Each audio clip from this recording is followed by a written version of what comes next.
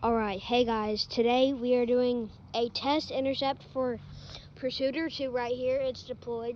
We don't have metal spikes in, so I don't know if it will survive this works 210 mile per hour leaf blower. Let's go.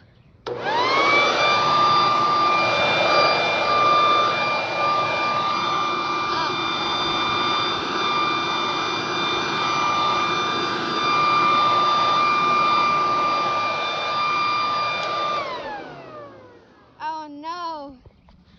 Pursuiter 2 got rolled, but thankfully the spikes are intact. Okay, this thing is super powerful. Oh my.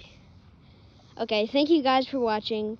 Hopefully Pursuiter 2 revives from this. I will make changes. Okay, bye-bye.